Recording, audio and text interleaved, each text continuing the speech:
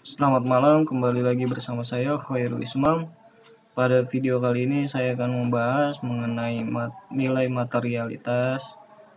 Kedua itu opini audit, yang ketiga resiko audit, yang keempat hubungan antara resiko audit dan materialitas, yang kelima itu menghitung nilai materialitas untuk perusahaan Enron. Pertama, saya akan membahas mengenai materialitas. Materialitas itu adalah batasan nilai yang dihilangkan atau salah saja informasi akuntansi pada laporan keuangan yang mungkin akan menyebabkan kesalahan pengambilan keputusan oleh para stakeholder. Terdiri dari pemerintah, bank, investor atau pemegang saham, karyawan, vendor, dan pembeli customer. Yang pertama, materialitas terdiri dari overall materiality. Overall materiality adalah batasan materialitas dalam pengambilan keputusan atau materialitas untuk nilai laporan keuangan secara keseluruhan. Contohnya itu biasanya dihitung berdasarkan nilai laba, total laba, total aset, total ekuitas, dan total lainnya. Yang kedua itu saya akan membahas mengenai performance materiality, yaitu batasan materialitas pada saat melakukan prosedur audit atau batasan nilai untuk setiap saldo akun.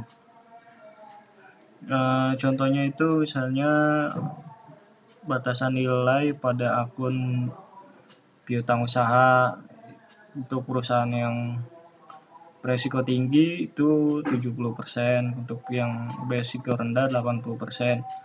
Ketiga itu mengenai assertion materialitas, yaitu batasan materialitas pada tingkat asersi. Contohnya itu biasanya 3% dari nilai OM. Yang kedua itu saya akan nilai dari OM itu lebih besar daripada nilai PM. Nilai PM lebih besar daripada nilai OM. Kedua, saya akan membahas mengenai opini audit. Yang saya akan tekankan yaitu opini audit dengan pengecualian. Opini audit itu ada 5. Yang pertama, wajar tanpa pengecualian, yaitu auditor sudah cukup bukti bahwa bisa meyakinkan laporan keuangan dibuat secara wajar atau tidak ada kesalahan materialitas dan sesuai dengan peraturan standar akuntansi di Indonesia. Kedua, wajar tanpa pengecualian dengan paragraf penjelasan, yaitu laporan keuangan sudah disajikan dengan wajar dan sesuai dengan SHK, tapi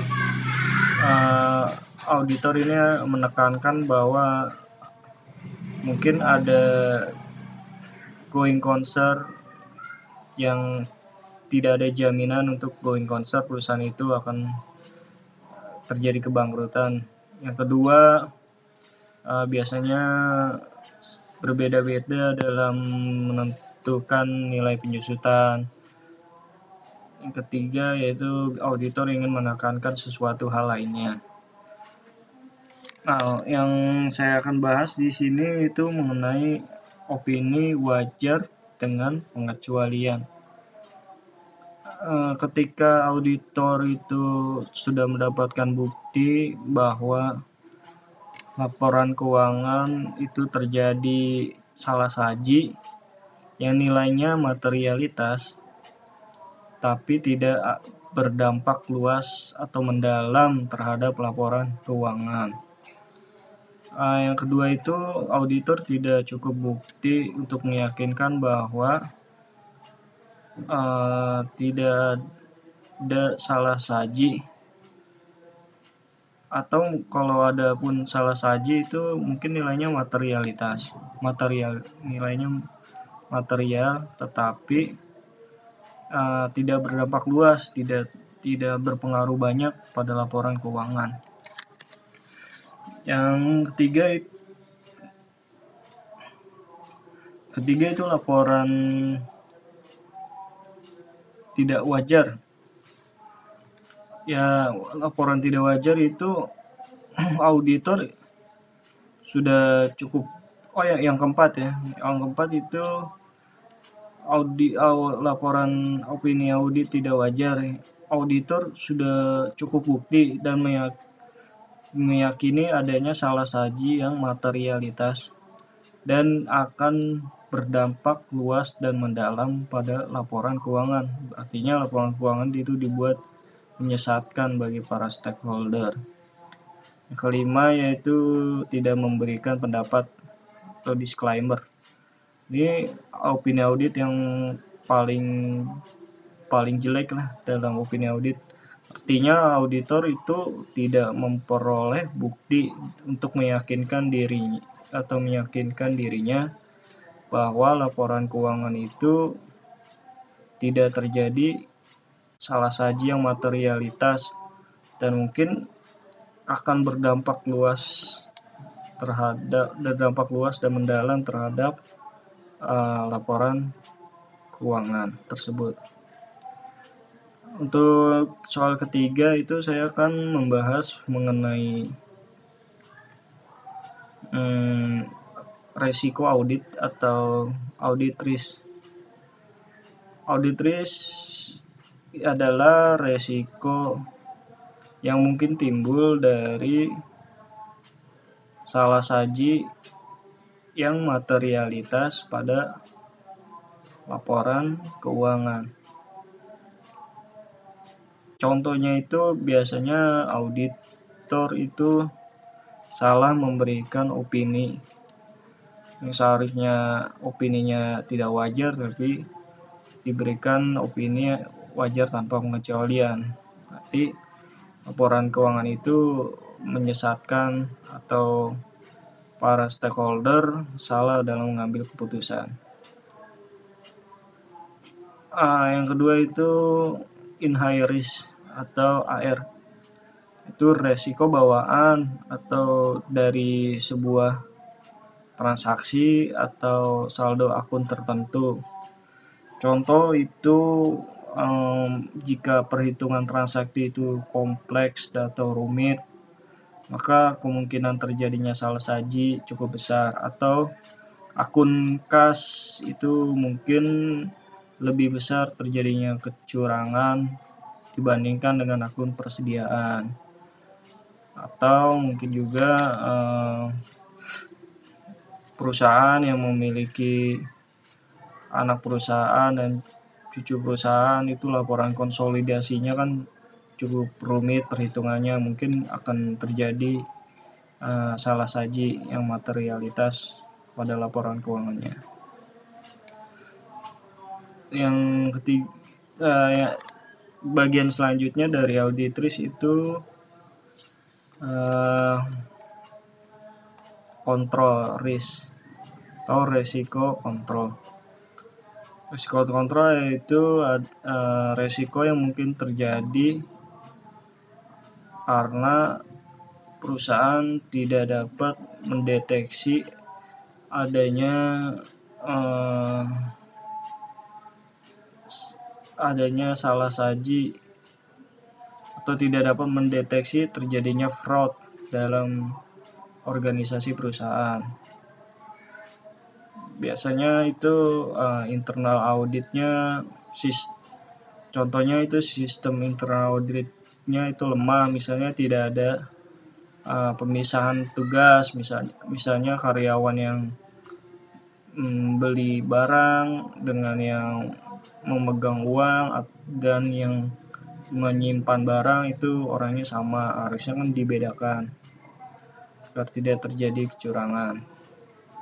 Untuk bagian selanjutnya yang terakhir itu detection risk, yaitu resiko auditor tidak dapat mendeteksi adanya salah saji pada laporan keuangan yang nilainya cukup material.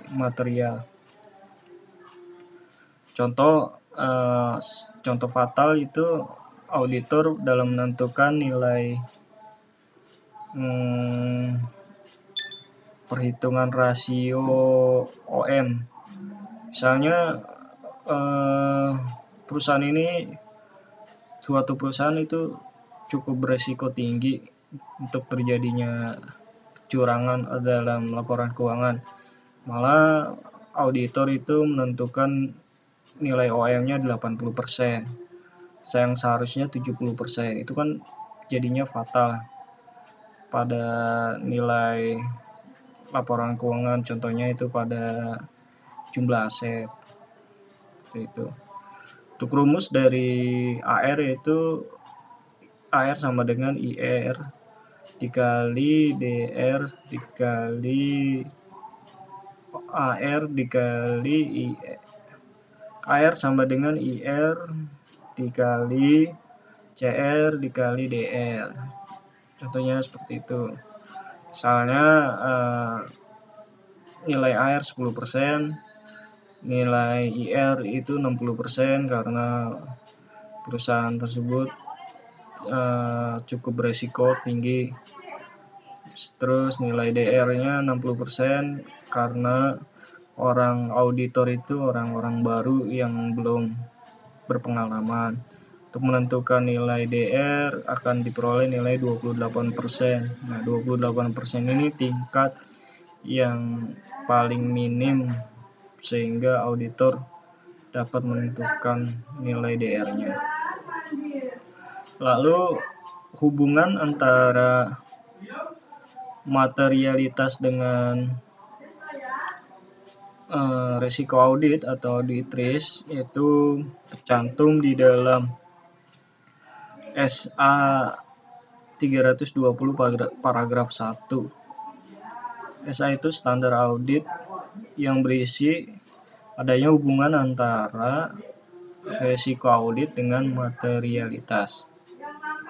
Hubungan ini berbanding terbalik. Semakin besar resiko audit yang dihadapi, maka nilai materialitasnya akan semakin kecil. Sebaliknya, semakin kecil resiko audit yang akan dihadapi, maka semakin besar nilai materialitas. Kenapa seperti itu? Karena kalau dia beresiko tinggi, maka nilai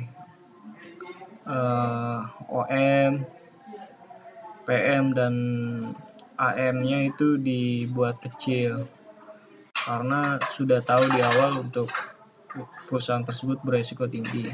Sebaliknya, kalau misalnya resikonya rendah, maka nilai OM, PM, dan AM-nya itu dibesarkan.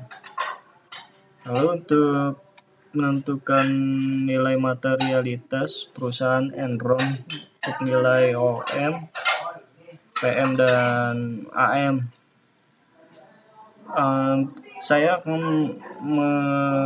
menghitung nilai materialitas berdasarkan nilai aset, karena untuk nilai laba dari perusahaan Enron itu sangat berfluktuatif atau terjadi lonjakan yang cukup tinggi, makanya sangat beresiko. Untuk total aset Enron itu sebesar 3.414.000 US dollar. Untuk menentukan nilai OM sama dengan 0,5% dikali dari total aset. akan kita dapat angka sebesar 17.000 US dollar. Untuk nilai PM-nya yaitu 70% dikali dengan nilai OM. 70% dikali 17.000 dolar akan didapat nilai sebesar 12.000 US dollar. Dan nilai AM yaitu 3% dikali nilai OM akan didapat angka 512 US dollar. Kalau dari setiap transaksi itu kurang dari nilai materialitasnya kurang dari 512, maka tidak akan dikoreksi. Tetapi jika nilai transaksi itu dikumpulkan seluruhnya tetapi melebihi dari nilai PM-nya yang sebesar 12.000 US dollar, maka akan dilakukan koreksi atau akan dilakukan investigasi pada akun tersebut. Ya, demikianlah video dari saya, semoga bermanfaat. Sampai berjumpa di video selanjutnya.